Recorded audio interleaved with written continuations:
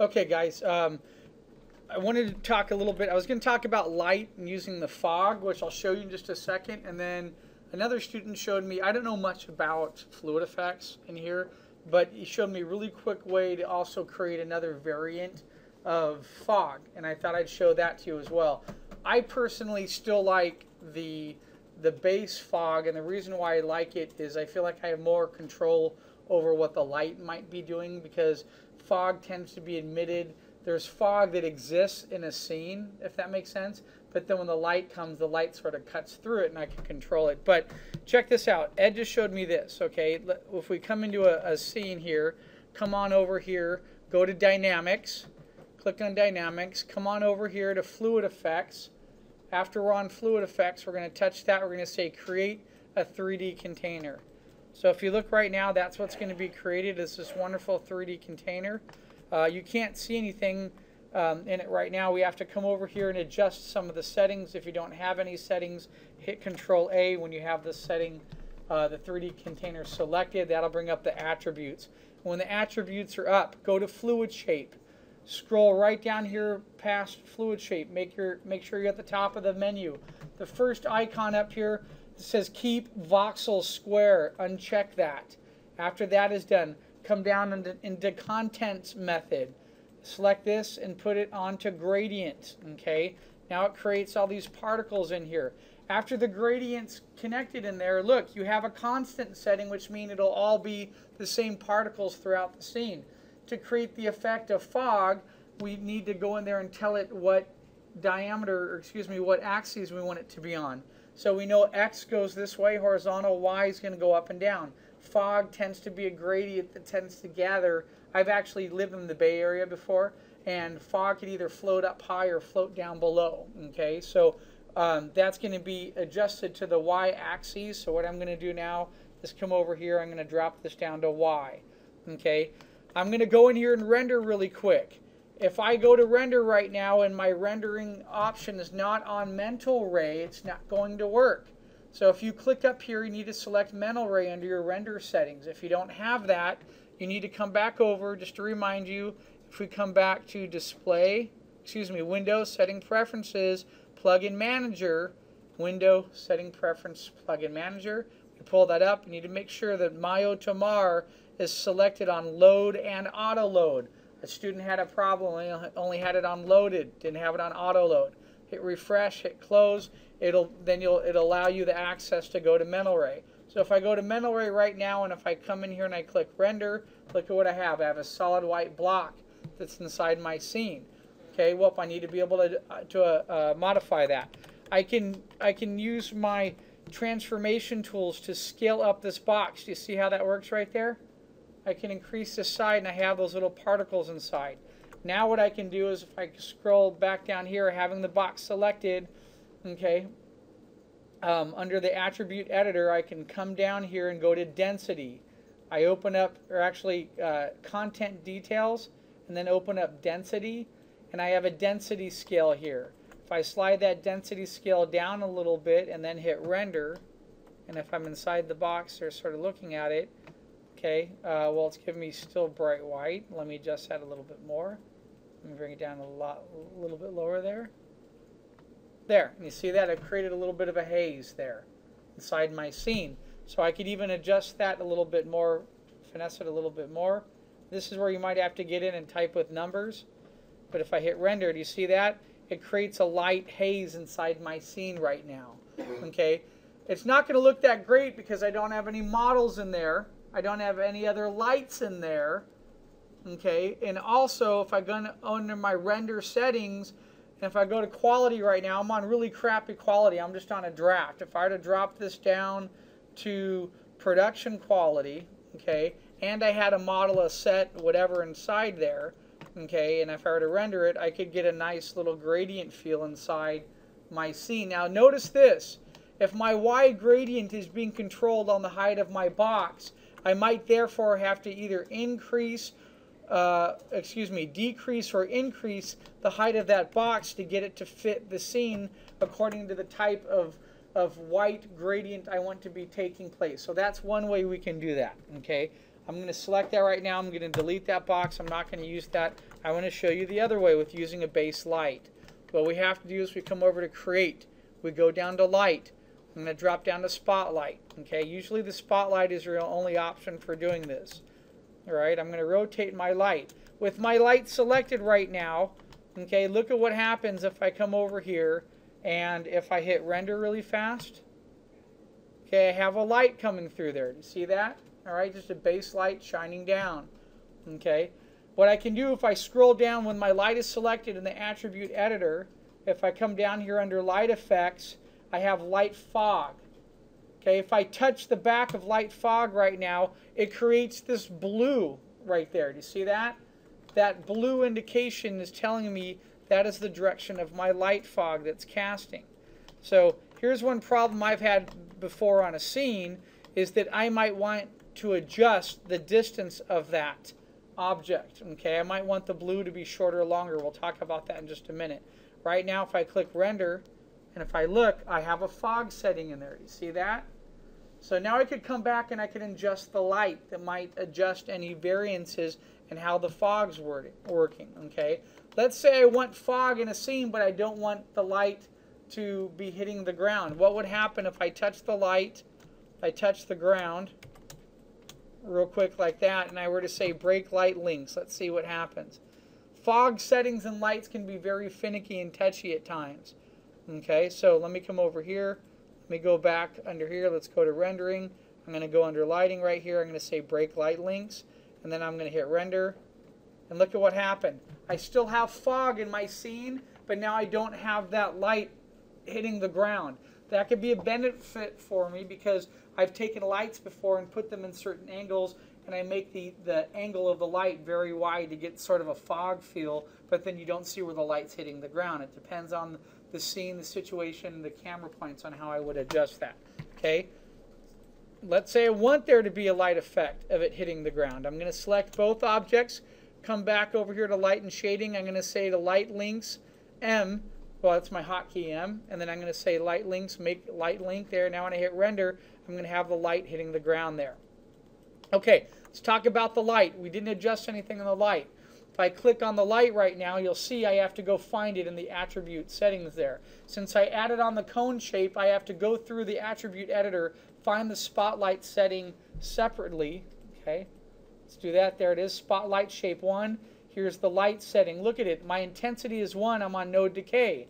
If I come over here and put this on linear decay, that's going to be really, really important to have that nice linear fade off with my light and fog, because that's how fog works. So I'm going to click linear. Okay, the other thing, now that my decay rate's on linear, if I go to render, okay, the intensity of my light is really mellow right now. Do you see that? So I could come over here and I can increase this. I can raise. Now let's say I want to take off specular. I like to take that off myself. Okay, let's say I want to adjust my cone angle. See this? What I just did there? That's huge. By adjusting the cone angle of the light of the light is also adjusting the direction and how the fog is casting, right? But remember we talked a minute ago, let me render and show you what it looks like now. Do you see that? There's my foggy light. Okay, but in that same context, let's say I want my light not to be casting this far. Okay, if I scale the light, see what it does to the blue that's there? By scaling the light, I'm making the distance in which the fog is spreading and casting to be lighter. Okay, now I can come down here, I can place my light in accordingly. I can get in here, let's say I'm up really close, and if I hit render, I'm going to have a nice light fog. The one thing that does bug me sometimes about lights is I get that sort of white, nasty, specular highlight there. That's where I have to really get in there. I have to manipulate the light. Sometimes I have to get the light tucked up inside of an object. For example, if I have a light source or some type of a light or a shade or a lamp that it's casting, I might get it hidden a little bit so I don't get too much of that specular highlight there. Okay, if I come back down to my light effects, you'll also know you have fog, spread, and intensity. That can be important because look at what happens right now. Let's raise the intensity to 3. It was at 1. If I hit render, look at how much larger the fog spread is now. I've modified it. Let me keep this render real quick. We'll come back and take a look at it. Okay, give me a second here. Keep image. Okay, that's at 3. So now I'm going to come back here. I'm going to bring the fog intensity back down to 1, and then I'm going to hit render. Okay, I'm going to keep that image. So let's look at the differences. That's my fog setting at 1. That's my fog setting at 3. So not only am I controlling and manipulating the intensity of the light, telling it to be on a decay rate, and I can change the light itself, I also have to control the fog. I can't say anything today. I tend to find from working with lights before and fog that I get a better effect by lowering the fog down a little bit lower, like this. And if I hit render, look at that, I get a nice soft sort of grade there. Now you'll notice as this gets a little bit smaller, my fog is dissipating a little bit, right? Sometimes I can manipulate that with my fog spread, or I might have to adjust the intensity of the light. So I have a couple factors that play in here. I have the light itself, right? I have the decay rate of that light. I have the intensity of that light. And then on top of it, I have the control settings on the fog. Okay, let's leave our light at a base here and just try a little experiment. Let's leave our light at let's leave it at 2, let's say. Okay, I'm going to go through these other images here, and I'm going to delete them. I'm going to delete that one. Let's delete that one, and there. Okay, so now I'm going to come in. Let's do another render here. All right, and I'm at 2. This time I'm going to come down here under fog spread. We decided to leave fog spread at 0.5. Let's see what happens here. Let's render. Okay, so that's what it looks like. And then let's drop this down to even a little bit lower, down to like 2. Render it again. Hold on a minute. Let's close the... There it goes. It's re-rendering. So you can see if I drop the fog spread too light, I'm really starting to lose any effect of the fog down below there. Do you see that? The fog's almost completely dissipated. The fog is now staying up by the light. In certain situations, it's like that. In the months of October and November, when I go outside my house and I look, okay, there tends to be sort of this light misty fog in the street, and you tend to see it only around the light source. That might really apply in this particular scenario. If not, if you want to get more of that fog effect coming down, again, look at the angles right here. It's coming down on that angle. That's that. If I click off, that's that blue line. So if I want that fog to be more represented in here, which is this line from here to here, what I'm going to have to do is I'm going to have to increase some of that fog spread. So if I put it back here at 5, okay, whoa, 0.5 that is. Hit enter, and if I hit render again, let me keep that image. See, it's getting a little bit thicker now. So if I compare that to where it was there, see the difference? It's a lot thinner. That's up at 0.5. There, it's looking pretty good. Now let's try. Let's mess with fog. That was with the intensity. What happens if we do the spread? Okay, let's raise the spread to 3 right now. Okay, and let's hit render. See that? Very consistent spread going to the outer ends of that cone light. See how much more that spread has increased? So now I did that by increasing the spread. What happens if I drop this down, fog intensity, bring it down a little bit lower to like that 0.5? Let's see what happens. Okay.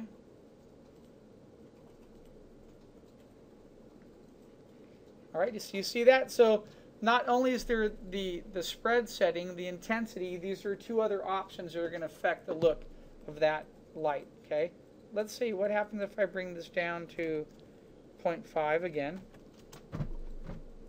and leave the intensity at 0. Let's see what happens. Okay. And look, I have no fog. Why? There's no intensity of fog here.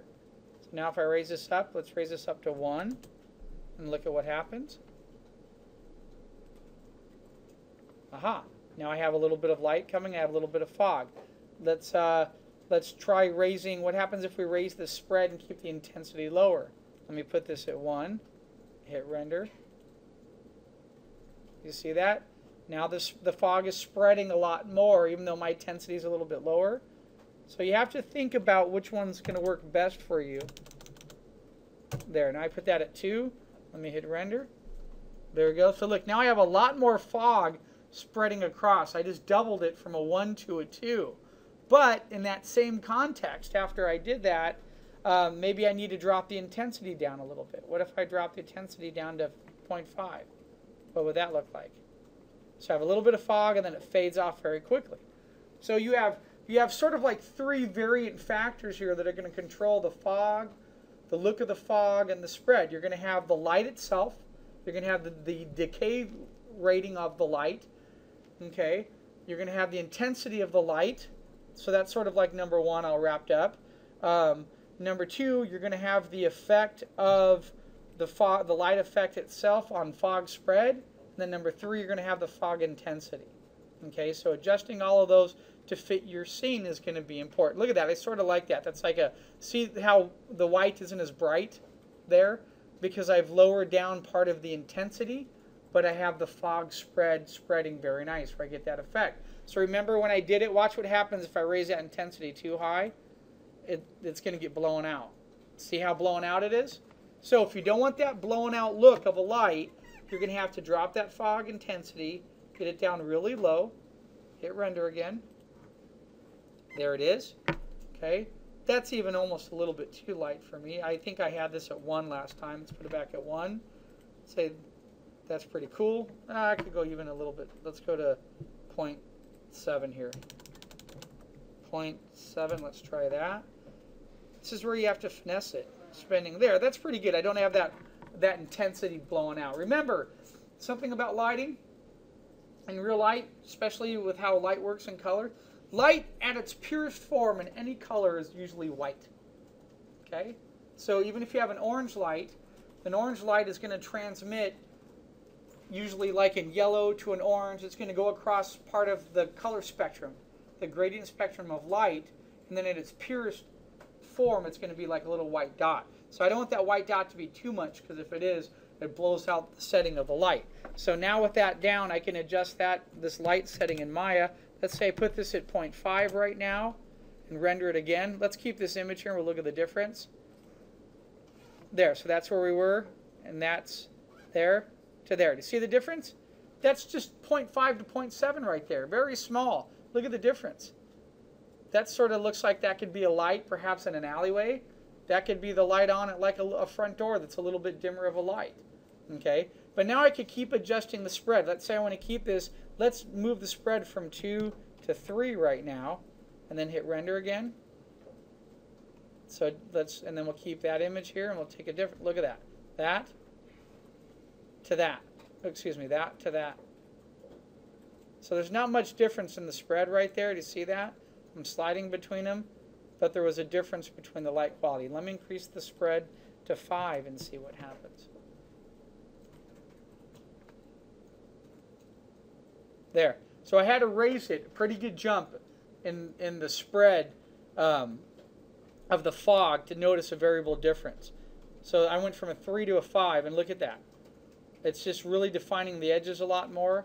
So look at that. That's the 5, and then that's with fog intensity at a 0.5. That's with the spread at a 5. Okay. This was the spread at a 3 with the light fog intensity at a 5. And then right here was where we had fog spread at a 3, but we raised the intensity of the fog, that little specular highlight, we raised that up a little bit higher, and that's the difference. So look at that, 3 different settings there. All fog lights, all have different variances on it, okay? All right, last thing I want to leave you with, something I learned in the industry the hard way, having to do some rough lighting passes on scenes. If you start doing this, or you start duplicating lights, look at what happened right there. I actually got lucky, I got it to work. That light doesn't have the same intensity as the other one, does it?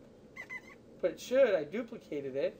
I could check it real quick. I don't like to duplicate lights, because I have a whole theory. I don't trust Maya when it comes to recognizing history of objects. And I've had problems with that before.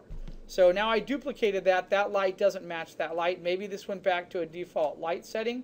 I can come back in here and I could compare that. This light right now, if I scroll back up here, is at intensity of 2. It's on linear decay rate.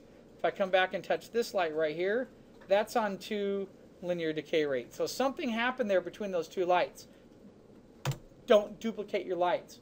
Just go back under create another light, go down to a spotlight, grab that spotlight, bring it up in your scene, rotate it to where you want it. Oops.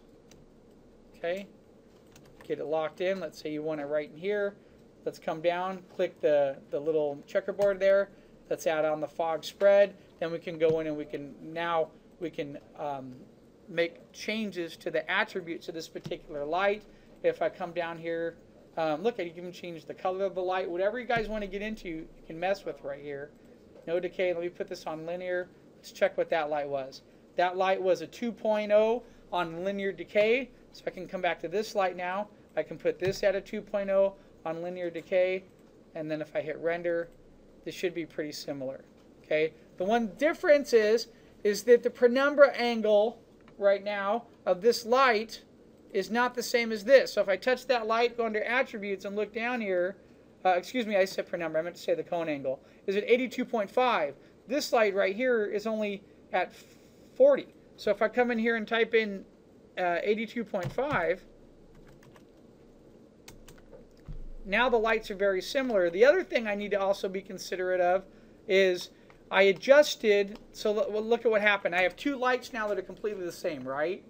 And the light value, okay, excuse me, the intensity of the light is the same, the decay rate of the light's the same, and the cone angle of the light's the same. But when I render them, the one on the right might look a little bit brighter. And part of the reason for that is because look at the difference in the fog cast. The fog is casting all the way down to the bottom. This one is ending at the base plane.